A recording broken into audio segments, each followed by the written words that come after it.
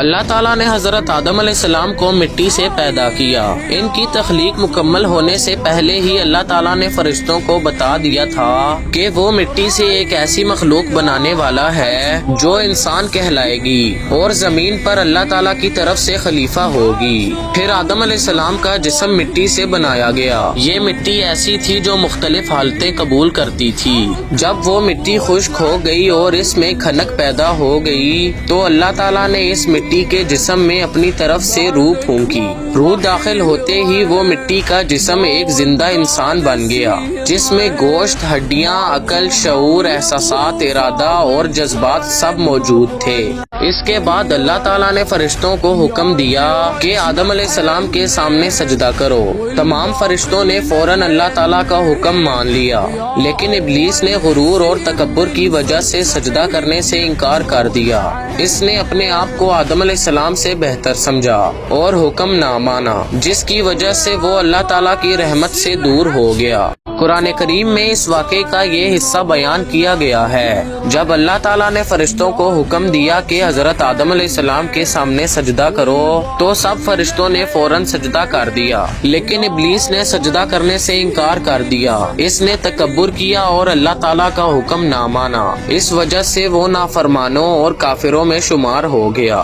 پھر اللہ تعالیٰ نے حضرت آدم علیہ السلام سے فرمایا، تم اور تمہاری بیوی جنت میں رہو، یہاں تمہیں ہر طرح کی نعمتیں حاصل ہیں، جہاں چاہو آرام سے کھاؤ پیو اور خوشی سے زندگی گزارو۔ لیکن ایک درخت کے قریب جانے سے منع کر دیا گیا اور کہا گیا کہ اس کے پاس بھی نہ جانا، اگر تم اس کے قریب گئے تو تم حد سے بڑھنے والوں میں شامل ہو جاؤ گے۔ اور جب ہم نے فرشتوں کو حکم دیا کہ آدم کے آگے سجدہ کرو تو وہ سب سجدے میں گر پڑے، مگر شیطان نے انکار کیا اور غرور میں آ کر کافر بن گیا۔ اور ہم نے کہا کہ اے آدم، تم اور تمہاری بیوی بہشت میں رہو اور جہاں سے چاہو بے روک ٹوک کھاؤ پیو، لیکن اس درخت کے پاس نہ جانا، نہیں تو ظالموں میں ہو جاؤ گے۔ یعنی جنت میں ہر چیز کی اجازت تھی، صرف ایک چیز سے روک دیا گیا تھا تاکہ انسان کی آزمائش ہو سکے کہ کیا وہ اللہ تعالیٰ کے حکم کی پابندی کرتا ہے یا نہیں۔ اللہ تعالیٰ قرآن مجید میں فرماتا ہے کہ ہم نے تم سب انسانوں کو پیدا کیا، پھر تمہیں شکل و صورت دی، پھر وہ وقت آیا جب فرشتوں کو حکم دیا گیا کہ آدم کے سامنے سجدہ کرو۔ سب فرشتوں نے سجدہ کیا، لیکن ابلیس نے سجدہ کرنے سے انکار کر دیا۔ قرآن مجید واضح کرتا ہے کہ ابلیس فرشتہ نہیں تھا بلکہ وہ جنات میں سے تھا۔ اس نے اپنے رب کے حکم کی نافرمانی کی اور تکبر کیا۔ پھر اللہ تعالیٰ انسانوں سے فرماتا ہے، کیا تم مجھے چھوڑ کر ابلیس اور اس کی اولاد کو اپنا دوست اور مددگار بناؤ گے، حالانکہ وہ تمہارے کھلے دشمن ہیں۔ یہ ظالموں کے لیے بہت ہی برا انتخاب ہے۔ اللہ تعالیٰ ہر چیز کا مکمل علم رکھتا ہے، وہ دلوں کے پوشیدہ رازوں سے بھی واقف ہے۔ ماضی، حال اور مستقبل اس کے علم میں برابر ہیں۔ اس کے باوجود جب اس نے فرشتوں اور ابلیس کو حکم دیا کہ وہ آدم علیہ السلام کو سجدہ کریں تو ابلیس نے انکار کر دیا۔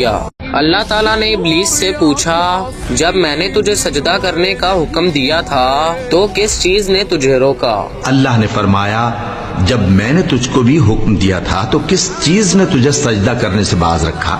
یہ سوال اس لیے نہیں تھا کہ اللہ تعالیٰ کو حقیقت معلوم نہیں تھی، بلکہ اس لیے تھا کہ ابلیس کے تکبر کو ظاہر کیا جائے اور تمام مخلوقات کے سامنے اس کی نافرمانی واضح ہو جائے، تاکہ یہ قیامت تک آنے والی انسانیت کے لیے سبق بن جائے۔ ابلیس نے جواب دیا، میں اس سے بہتر ہوں، تو نے مجھے آگ سے پیدا کیا اور اسے مٹی سے۔ اس نے کہا کہ میں اس سے افضل ہوں، مجھے تو نے آگ سے پیدا کیا ہے اور اسے مٹی سے بنایا ہے۔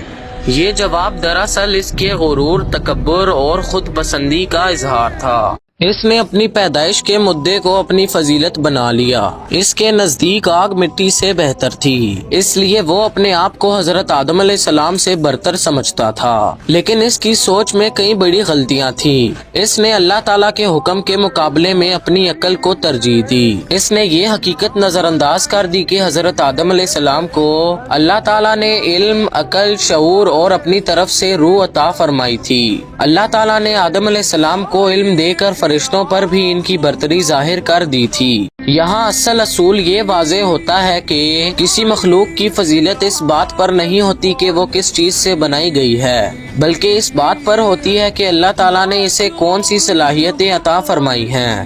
ابلیس کا گناہ صرف سجدہ نہ کرنا نہیں تھا، بلکہ اس کا اصل گناہ تکبر تھا۔ اس نے اپنے آپ کو بہتر سمجھا اور اللہ تعالیٰ کے حکم کے سامنے جھکنے سے انکار کر دیا۔ اس وجہ سے وہ مردود اور شیطان قرار پایا۔ دوسری طرف حضرت آدم علیہ السلام کی فضیلت کا سبب ان کی مٹی نہیں تھی، بلکہ وہ علم تھا جو اللہ تعالیٰ نے انہیں دیا، وہ عقل تھی جو انہیں عطا کی گئی، اور وہ روح تھی جو اللہ تعالیٰ نے ان میں پھونکی۔ یہ واقعہ انسانیت کو یہ سبق دیتا ہے کہ تکبر انسان کو اللہ تعالیٰ کی رحمت سے دور کر دیتا ہے۔